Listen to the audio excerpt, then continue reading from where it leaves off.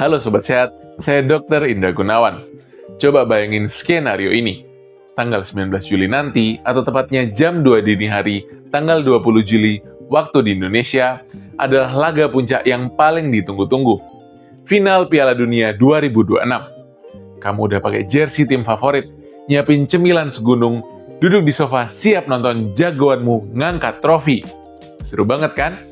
Tapi tahu nggak, momen yang katanya cuma hiburan dan ajang kumpul-kumpul santai ini ternyata adalah salah satu ujian paling ekstrim buat sistem kardiovaskular dan investasi longevity kita. Kenapa bisa begitu? Karena faktanya, tubuh kamu ngasih respon stres yang mirip kayak kamu lagi ikut bertanding. Jantung ngebut, napas cepat, padahal kamu cuma duduk di sofa. Banyak yang mikir nonton sepak bola itu hiburan pelepas stres. Salah besar. Secara medis, nonton laga krusial itu malah ngasih beban kerja rodi buat jantung kamu. Ada satu studi terkenal di jurnal bergengsi New England Journal of Medicine yang ngitung jumlah kasus darurat jantung di satu kota besar selama Piala Dunia. Hasilnya, di hari tim tuan rumah main, kasus darurat jantung naik sekitar 2,6 kali lipat. Buat laki-laki, bahkan sampai 3,2 kali lipat. Dan resikonya paling tinggi di 2 jam pertama sejak laga dimulai. Tapi jujur ya, temuan ini memang masih diperdebatkan.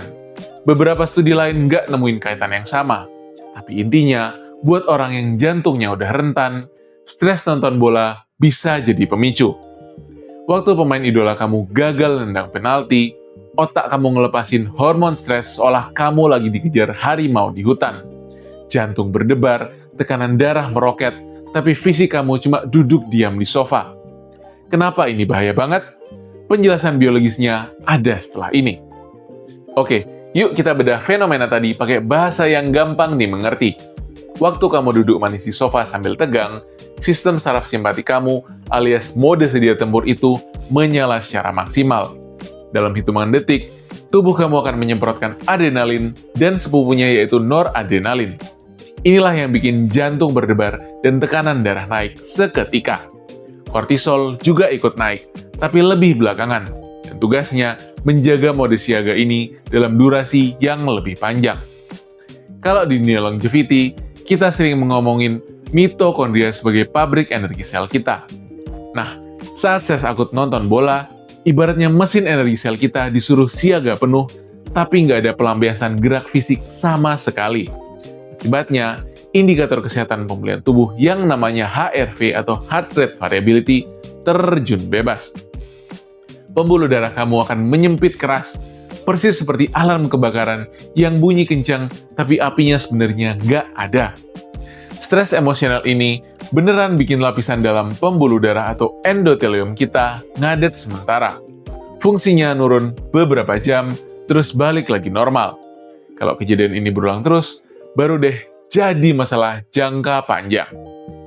Ngomong-ngomong soal memantau HRV dan ngehack sistem tubuh biar tetap bugar, di tab komunitas khusus membership channel ini, kita bisa ngobrolin tik longevity secara lebih mendalam. Ingat ya, tujuannya murni diskusi edukasi, bukan untuk konsultasi medis pribadi. Yuk, join sekarang biar kamu bisa ikut request topik apa yang bakal kita bedah selanjutnya. Nah, kembali ke topik Piala Dunia. Stres emosional di depan TV tadi sebenarnya baru setengah dari total masalahnya. Bahaya aslinya baru muncul waktu stres ini digabungkan dengan jam tayang finalnya, jam 2 pagi. Dan biasanya, apa sih teman setia nonton bola jam segitu? Pasti makan kan? Nonton final Piala Dunia jam 2 pagi sambil ngemil martabak manis atau keripik kentang. Hati-hati, itu kombinasi yang nggak bersahabat buat metabolisme kamu. Sekali-sekali sih nggak bikin lemak perut permanen, tapi kalau jadi kebiasaan tiap begadang, pola makan larut malam inilah yang lama-lama dikaitkan sama numpuknya lemak di perut. Gini logikanya, jam 2 pagi, melatonin kamu lagi tinggi-tingginya. Di jam segini, kemampuan tubuh untuk ngeberesin gula darah lagi paling lemah. Ditambah lagi, kamu lagi tegang nonton bola yang bikin hormon kortisol meledak. Kalau kamu masukin gula atau karbohidrat sederhana di momen ini, gula darah kamu bakal naik lebih tinggi dan lebih lama dibanding kalau makan di siang hari. Ini karena di malam hari, melatonin bikin pankreas ngeluarin insulin lebih sedikit. Jadi, gula lebih lambat dibereskan. Bukan berarti kalorinya langsung jadi lemak perut, tapi gula darah tinggi berulang di jam segini memang nggak ideal buat metabolisme. Secara endokrinologi, ini fenomena yang harus kita perhatikan. Konsep longevity itu sangat bergantung pada ritme sirkadian atau jam biologis kita yang harmonis. Di jam-jam tidur malam, tubuh kita cenderung fokus ke pemulihan dan perawatan sel, bukan buat mencerna makanan berat. Saat kita memaksakan asupan berindeks glikemik tinggi, plus ditambah stres, pembuluh darah kita akan mengalami disfungsi endotel. Ibaratnya, pembuluh darah ini jalan tol di dalam tubuh kita. Kortisol yang tinggi ditambah gula darah yang spike itu sama kayak kita ngirim ribuan truk overload buat menghancurkan aspal jalan tol tersebut. Selain itu, melatonin juga nempel di reseptor di pankreas dan bikin pelepasan insulin jadi lebih sedikit. Makanya, gula darah jadi lebih lambat turun dan terjadilah peradangan dan resistensi insulin akut semalaman.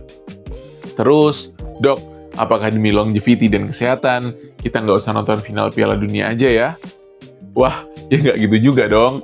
Sepak bola itu adalah seni yang menyatukan dunia. Dan disitulah indahnya ilmu kedokteran pencegahan modern. Kita bisa pakai trik kompromi alias ngehack sistem tubuh biar hobi tetap jalan, tapi kesehatan seluler tetap prima. Ini 3 rahasia biohacking buat nonton final Piala Dunia jam 2 pagi tanpa ngerusak health span dan longevity kamu. Pertama, pakai sistem tidur modal. Jangan sok kuat begadang dari sore.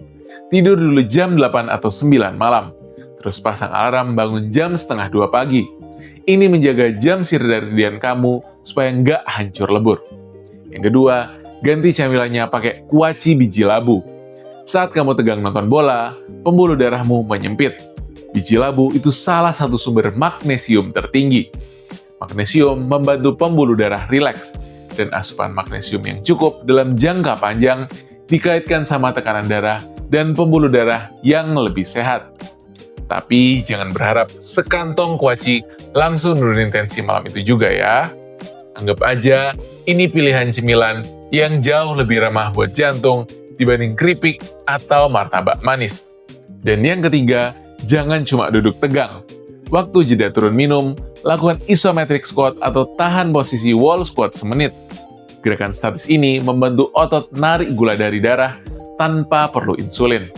Efek sekali tahan sih memang kecil, tapi kalau kamu ulang tiap jeda, atau sekalian kamu bangun dan gerak-gerak ringan, ini lumayan banget membantu ngerem lonjakan gula.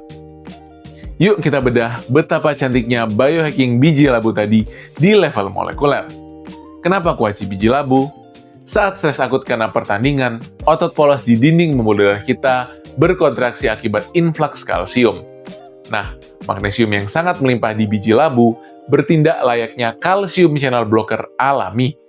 Dia memblokir kalsium sehingga pembuluh darah atau endotelium kamu bisa relaksasi dan melebar kembali. Sebuah studi di American Journal of Clinical Nutrition memvalidasi bahwa asupan magnesium berbanding terbalik dengan kekakuan arteri. Selain itu, ngunyah kuaci itu bikin mulut sibuk tanpa membanjiri tubuh dengan glukosa. Jadi, pankreas kamu tetap aman. Terus soal isometric squat. Kenapa ini penting?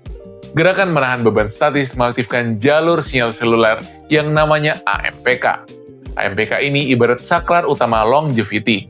Saat diaktifkan, sel otot kamu seketika berubah jadi spons yang menyedot glukosa di darah lewat transporter GLUT4, murni tanpa bantuan insulin. Dua kebiasaan ini, menikmati pertandingan kelas dunia sambil ngemil biji labu yang kaya magnesium dan mengaktifkan otot secara isometrik, ternyata bisa banget berjalan beriringan, saling memboost kesehatan kardiovaskular kamu. Jadi, ini rangkuman buat strategi kamu menghadapi laga final nanti. Yang pertama, sadari biologinya. Tegang nonton bola itu adalah stresor yang nyata buat organ dalam. Bernapaslah perlahan. Yang kedua, hormati ritme sirkadian. Cicil tidur di awal malam dan ganti cemilan dengan kuaci biji labu, sang pelindung pembuluh darah. Dan yang ketiga, aktifkan AMPK pelindung tubuh. Sempatkan wall squat isometrik saat jeda babak untuk membersihkan gula darah. Nah, sekarang giliran saya yang mau tanya sama kamu. Menurut kamu, siapa nih yang bakal ngangkat trofi final Piala Dunia 2026 ini? Tulis di kolom komentar ya. Kalau kamu ngerasa video ini berguna buat nyelamatin jantung teman-teman nobar kamu, yuk tolong klik tombol like, subscribe, dan share video ini. Ingat ya, usia kalender hanyalah angka. Tapi seberapa fit kita merayakannya adalah pilihan yang kita buat malam ini. Saya Dr. Indra Gunawan, sampai jumpa di video longevity selanjutnya.